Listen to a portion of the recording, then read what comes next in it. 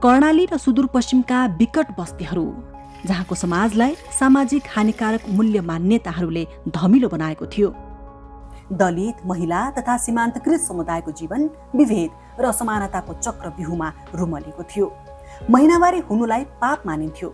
महिनावारी हुँदा घरभित्र छिरे देवता रिसाउँछन् भन्ने अन्धविश्वास यति गहिरो थियो कि महिलाहरू स्वयं पनि यसलाई आफ्नो नियति ठान्थे। दलित समुदायका लागि त जातीय विभेद र छुवाछुत जस्तो सामाजिक अपमानले सधैँ त्रसित बनाएको थियो। सार्वजनिक धारा छुन नपाइने, सँगै बसेर खान नपाइने तथा निर्णय प्रक्रियाबाट वञ्चित गरिने एउटा कहाली लाग्दो यथार्थ थियो सुदूरका यी बस्तीहरूमा।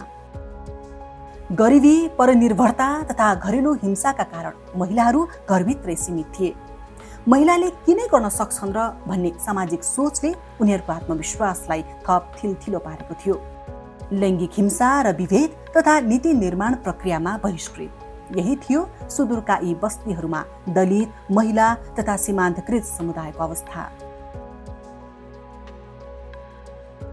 यही चरम विभेद र असमानताका बीच हाम्रो सहकारी परियोजना एउटा मधुरो आशाको नयाँ किरण बनेर आयो।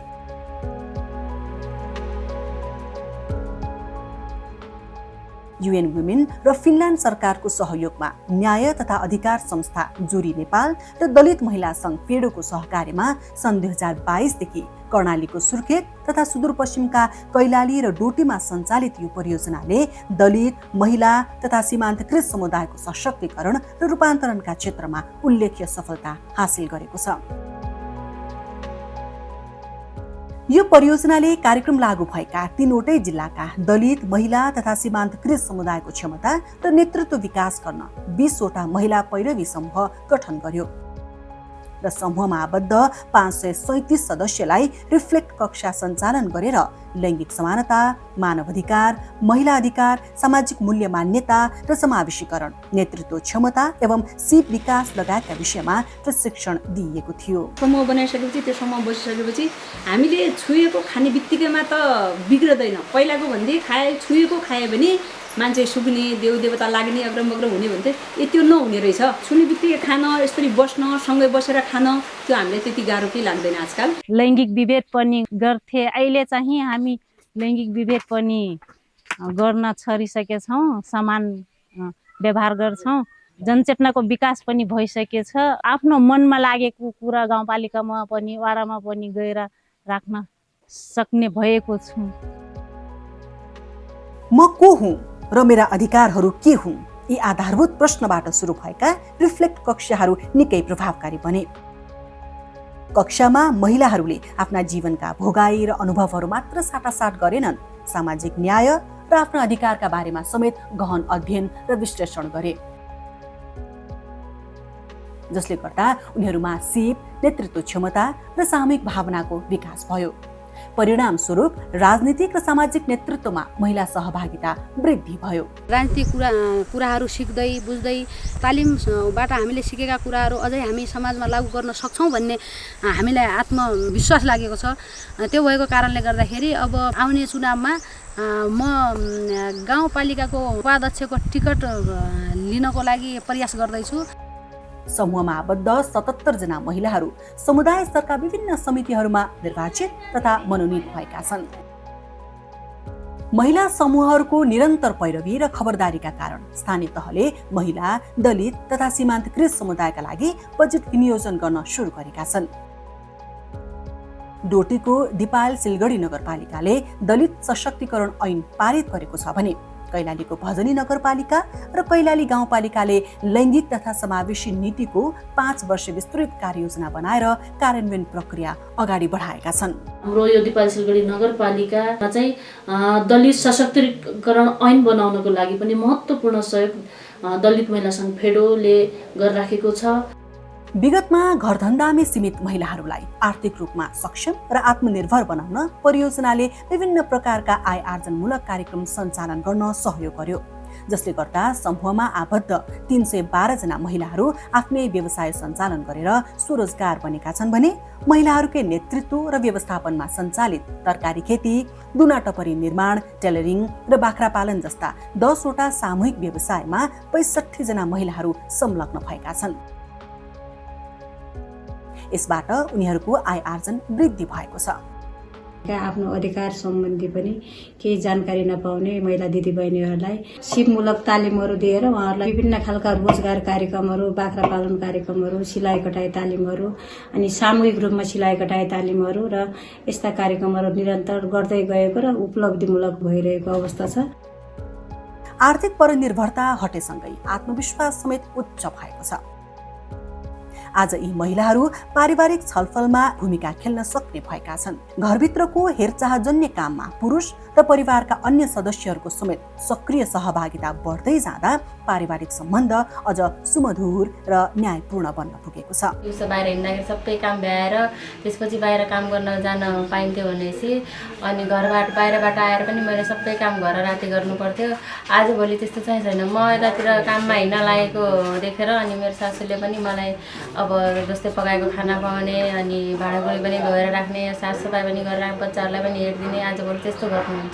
मैले कमाएर पुगेको छैन र तैँले कमाउँछस् भनेर बुढाले पनि भन्नुभयो श्रीमानले। मैले नमानेर लागेको हुनाले अहिले कति राम्रो भएको छ घरमा सबै। अब त अगाडि कसैको अगाडि हात फैलाउनै पर्दैन, ल्याउ त 2 रुपियाँ भनेर मजाले आफ्नो खल्तीबाट पैसा झिकेर छोराछोरी कापी कलम पनि किनिदिन्छु, आफूलाई चाहेको बेला खर्च गर्न पनि सक्छु। नचिन्ने मान्छेले नि आजभोलि त फलानु ठाउँको हो भने त राधाकृष्ण दुना टपरीको संयोजक हुँ म त भनेर गर्वसँग हिँड्न सकिन्छ। हामीले चाहिँ महिलाहरूले त्यत्तिकै बस्नु हुँदैन, के गर्नुपर्छ, आय आर्जन आफ्नोमा आफै उभिनुपर्छ भन्ने कुरा थाहा भइसकेपछि अनि मैले चाहिँ सानो 20,000बाट सुरु गरेँ।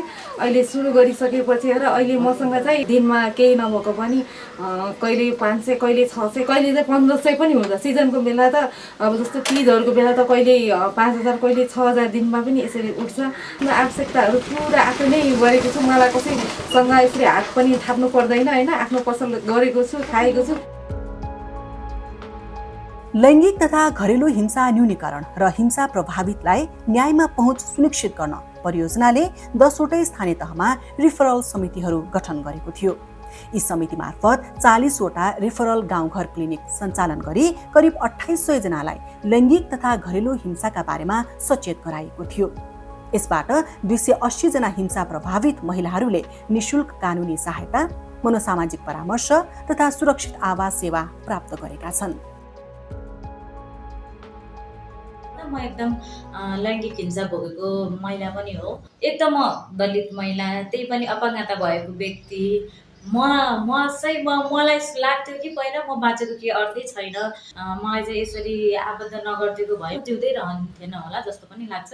यस्तो मान्छे पनि के गर्ने हो र मैले के गर्न सक्छु र भन्ने त्यो सबैभन्दा पहिलो कुरा त मेरो आत्मविश्वास चाहिँ एकदम माथि पुगेको छ। उहाँहरूले हामीले पनि यस्तो खालको हिंसाहरू चाहिँ भोगिरहेका रहेछौँ, अब चाहिँ हामीले हिंसा सहनु हुँदैन, आफ्नो आवाज चाहिँ उठाउनुपर्छ, यस्तो हाम्रो आवाजहरू सुन्दैन यति धेरै निकायहरू रहेछ हामीलाई सहयोग गर्ने भन्ने जुन कुराहरू उहाँले बुझ्नुहुन्छ र त्यस्तो भइसकेपछि ओसिएनसीसम्म पनि सर्भाइभरहरू आउनको लागि एकदमै सहज भएको छ। हामीले रेफरल समिति पनि हामीले गठन गरिसकेका छ होइन। त्यो समिति गठन गरिसकेपछि समितिको बैठक बसे अनुसार चाहिँ हामीले यो गाउँघर क्लिनिकहरू वडामा चाहिँ सञ्चालन गर्दै आएका छौँ। जातीय विभेद तथा छुवाछुत, महिनावारीको समयमा गरिने विभेद तथा बाल विवाह जस्ता विभेदकारी सामाजिक मूल्य मान्यताहरूको न्यूनीकरणमा पनि यो परियोजनाले उल्लेखनीय सफलता हासिल गरेको छ।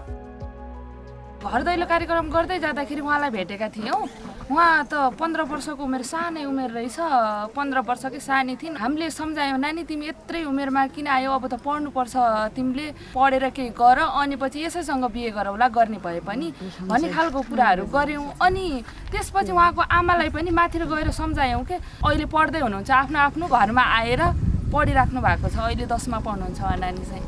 समुदायमा सकारात्मक सोच र व्यवहार परिवर्तन गर्ने उद्देश्यले परियोजनाले 206 वटा लैङ्गिक रूपान्तरणकारी संवाद मार्फत 4157 जना पुरुष, किशोर किशोरी र अन्तर्पुस्ता समूहका सदस्यहरूलाई लैङ्गिक समानता प्रवर्धनका लागि प्रशिक्षण दिएको थियो भने महिला पैरवी समूहहरूले करिब 200 वटा सामुदायिक कार्ययोजना निर्माण गरी स्थानीय स्तरमा सचेतना अभियानहरू सञ्चालन गरेका थिए। यसबाट 6528 जना महिला र 1711 जना पुरुषहरू हानिकारक सामाजिक मूल्य मान्यता विरुद्ध सचेत भएका छन्। परियोजनाको प्रभावकै कारण स्थानीय तह र सरकारवाला निकायहरूको लैङ्गिक समानता तथा सामाजिक समावेशीकरण प्रति उत्तरदायित्व वृद्धि भएको छ। ल अहिले तपाईहरुले चाहिँ जीविकोपार्जन सम्बन्धी 25,000 हामी अहिले छुट्याउँछौं, कतिको आम्दानी गर्नुहुन्छ भनेर वडा कार्यालयले पनि योभन्दा गएको वर्षमा हामीले 25,000 रुपियाँ छुट्याइदियौं। हामीले त पैसा चाहिँ बनायौं है, हाम्रा बाबु नानीहरूले सिसा कलम किन्ने पैसा भयो भन्ने खालको परिस्थिति सिर्जना भयो र कम्तीमा कदेखि यहाँसम्म हिसाब राख्न सक्ने र आफ्ना छुटे पुटेका तिनी बालबालिका विद्यालय नजाने विद्यालय छोडेका बालबालिकाहरूलाई सम्झाइ बुझाइ गरेर विद्यालय ड्रप आउट हुनबाट पनि के गरेको छ यो समुदायले त्यो सम्बन्धित त्यो क्षेत्रमा अत्यन्तै राम्रो काम गरेको छ। डोटीको दिपायल सिलगढी वडा नम्बर 5 मा जातका आधारमा राखेका विभेदपूर्ण 3 वटा गाउँका नाम परिवर्तन गरिएका छन्।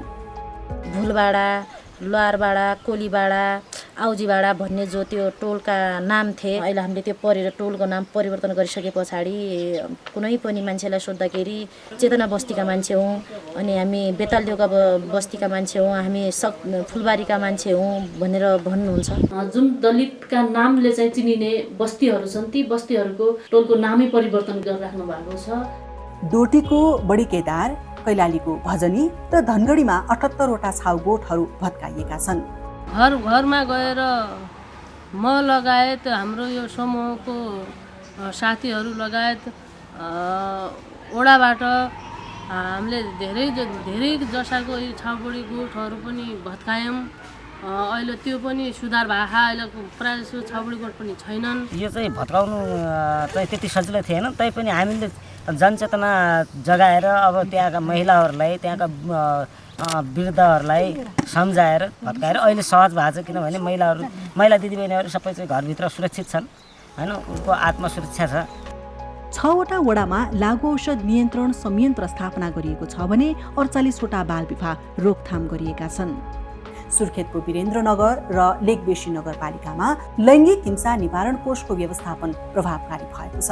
पालिकालाई एउटा चाहिँ प्रत्यक्ष सहयोग अर्को के पनि गर्नु भएको थियो भने लैङ्गिक कोष हामीले चाहिँ स्थापना गरिराखेका थियौँ, तर त्यसलाई परिचालन भएको थिएन। कोषैबाट चाहिँ हिंसा पीडित भनेर हामीले चाहिँ त्यो सहयोग गर्ने त्यो हामीले त्यो पाटो अपनाएको थिएनौँ। अहिले चाहिँ हामीले त्यसलाई पनि अगाडि बढायौँ। सुर्खेतकै लेकबेसी र गुरबाकोट नगरपालिकामा स्थानीय सरकार स्वयंले महिला हिंसा विरुद्ध रिफरल सेवा गाउँघर क्लिनिकहरू सञ्चालन गर्न सुरु गरेका छन्। परियोजनाको दिगोपना र निरन्तरताका लागि 8 वटा स्थानीय तहले महिला पैरवी समूहलाई उनीहरूको कार्ययोजना कार्यान्वयनमा सहयोग गर्न बजेट विनियोजन गरेका छन्। हाम्रो सहकार्य केवल एउटा परियोजना मात्र थिएन, यो एउटा सामाजिक आन्दोलन थियो। यो अभियानबाट प्राप्त उपलब्धिहरूले के संकेत गर्छ भने जब महिलाहरू एकजुट हुन्छन् र उनीहरूलाई सही अवसर र ज्ञान दिइन्छ, तब शताब्दीौंदेखि जकडिएका विभेदकारी र असमानताहरू सहजै ढल्न सक्छन्। आज यी महिलाहरू केवल परियोजनाका लाभग्राही मात्र होइनन्, उनीहरू त आफ्नो समुदायका लागि परिवर्तनका संवाहक बनेका छन्।